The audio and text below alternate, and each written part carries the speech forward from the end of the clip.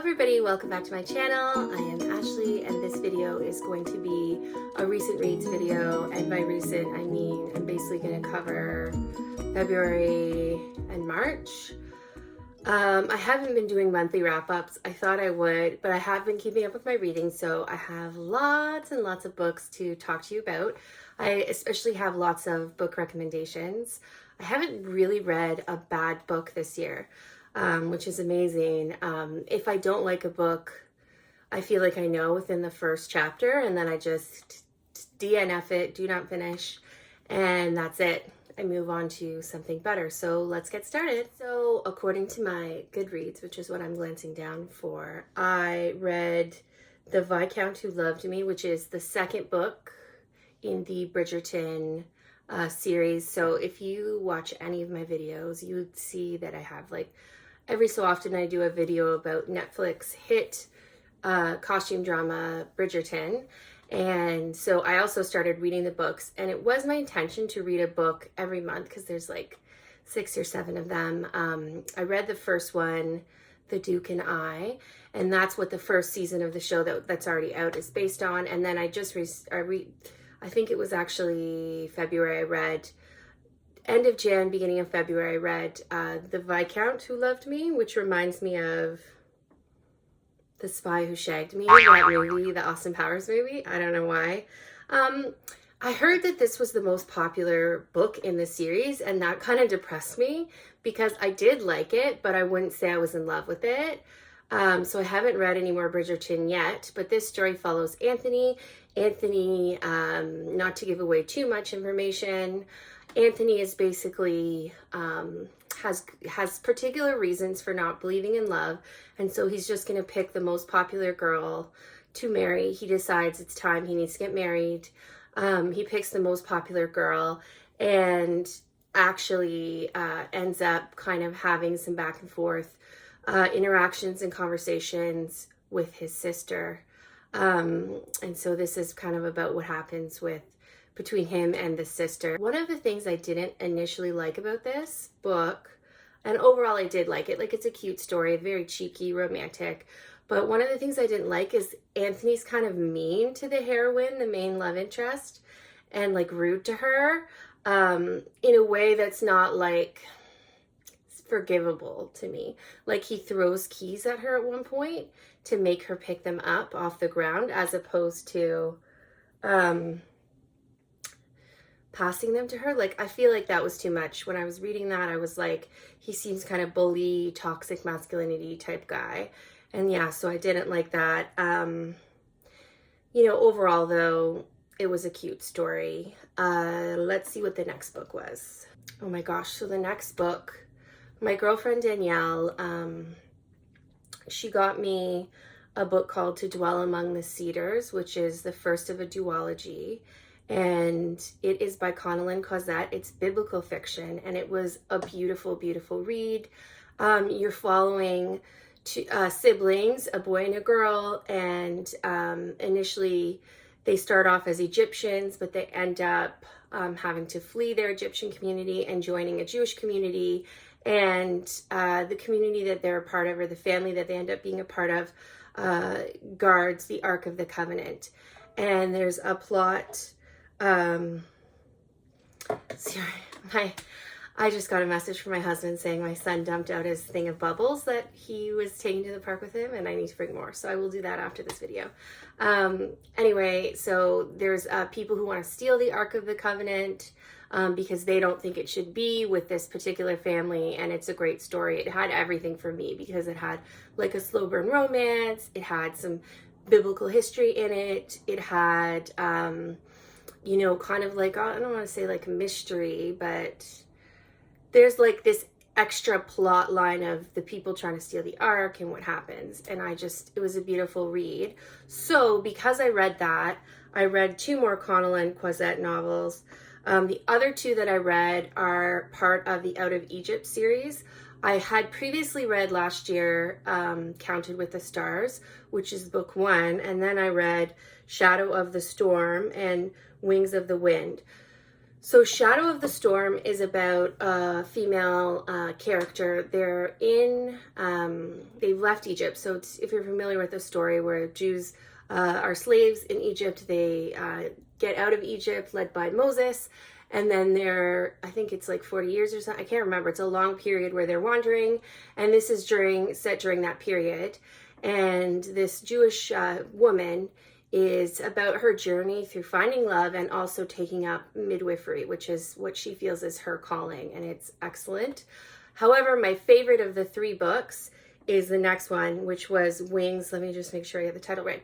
Wings of Wind, which is about, if you like the marriage of convenience, forced marriage trope, basically it's about a female who her brother and father get killed in this battle, and so she goes to war disguised as a man to get revenge and ends up being wounded. And this male soldier on the Jewish side sees her wounded and basically brings her back with him to the Jewish camp, and he has to marry her to protect her. Like, that's their custom, basically. And then she gets a certain amount of time to decide if she wants to stay in the marriage or if she wants to leave. And spoiler, they end up falling in love. And I like the plot. There's some kidnapping in there and like escapes, and there's a bunch of good stuff. So if you like biblical fiction, I personally do, based on this author. I'm told by my friend who reads a lot of biblical fiction that she's one of the best, Connell Cosette. Next I read A Court of Silver Flames, which is one of the books, the most recent published in the A Court of Thorn and Rose series. Instead of following Feyre, who is the main character in the first 3 books, this follows her sister Nesta. And Nesta, basically I have a whole video about this book, so I'll link that up top. But just to give you a quick synopsis, Nesta hates herself for many reasons. She's drinking herself to oblivion. Her sister gets tired of footing the bill for this, basically self-destructive behavior. So she basically makes her live in this really tall tower, train with this legendary warrior who she ends up falling in love with. It's basically her mate. So you kind of know from the beginning they're falling in love. That's not really a spoiler. And then she also has to volunteer in the library, which is in this tower house thing. So there's a lot of messages of female empowerment, getting over grief, dealing with depression, and becoming your best self. And if you like Sarah J Maas is so popular. Most people like her. If you're at all into fantasy romance, there's lots of sexy, smutty scenes as well, if that's the kind of thing you like. Speaking of fantasy romance, the next 2 books I read were From Blood and Ash and Kingdom of Flesh and Fire. So I have a video on From Blood and Ash. I'll link that above. And From Blood and Ash follows a female who is the maiden. So what that means is she doesn't know, but she knows that because she's the maiden, she has to be basically kept under guard, controlled, veiled. No one can see her, no one can touch her except for like her companion. And then so she has nightmares. She sneaks out at night because she's always awake from these nightmares. And she disguises herself to try to have some life experiences before this particular point in time that's coming up very soon, when she knows that she'll ascend. And she doesn't know the details of that, but she just knows her life is going to change. So when she's out, she meets Hawk, which is an attractive guard, and things go from there. It's really, really popular. It was like the fantasy category best book. So fantasy romance, the 2 books are out now. And then at the end of this month, the 3rd book, Crown of Gilded Bones, is coming out. So I'm definitely reading that. So I do recommend that one.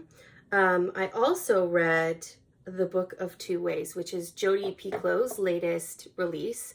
If you don't know Jodi Picoult, she is a contemporary author. Like, she writes contemporaries, and they usually have, but not always, some courtroom drama, some type of mystery, lots of twists, surprise endings.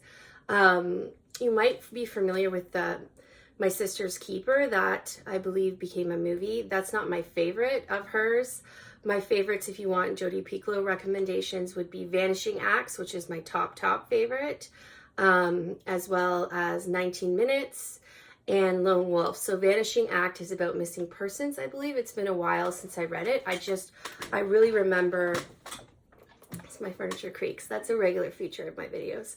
I just really remember liking the writing in that one. I read it a long time ago. Lone Wolf is about a man who studies in wolves and actually goes and lives with a pack at one point. Then he comes back home and he ends up having some type of medical issue where basically his kids have to decide whether they pull life support or not. And there's a whole courtroom trial after because the kids disagree on what to do. And then 19 Minutes is about a school shooting. So it's like Columbine-esque. And I really loved those three are my favorite. I really liked this book that I read, which is called The Book of Two Ways. What I found out from reading the acknowledgments was her son, the author's son, is an Egyptologist or studying Egypt.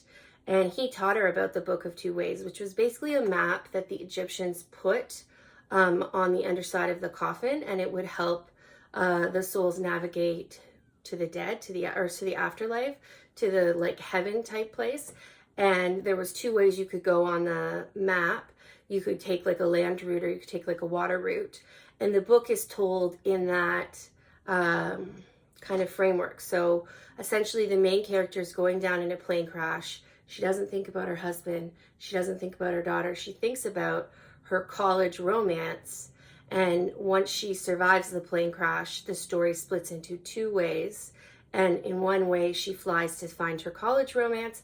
And another way, she goes back home to her husband and her daughter. And then you'll see that they converge. The two ways converge at the end. Do not read this if you need a definitive ending. It's one of those endings where you decide what the main character picked. She has a major choice to make and you decide. I was kind of mad when I got to the end and I was like, oh, you're not going to tell me what she actually does? Oh, but it was still a good read. There is a lot of, like I heard some reviews say it's like an Egyptology textbook.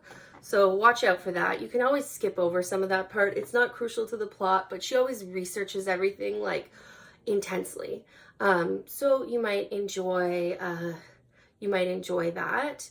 I also read Tigress, which is by Emily Wen Zhao, and that is the second book in a trilogy. The first book was called Blood Heir, I believe, and basically in this fantasy world, people can have different affinities, so they can control like different elements. This main character can control blood, which makes her super powerful. She's supposed to be in line to take over the throne in her land, but her aunt, by adoptive aunt, is basically trying to take over, and she's basically crazy, has these insidious plans, and so she has to team up with some of her friends to try to go across to a different land and get some support for a military campaign against this kind of crazy self-declared empress. And it was a good read. It was a good read. I would say it's a solid 3 to 4 star read. I really like the characters. If you like character-driven books, this is really good. Lots of character development.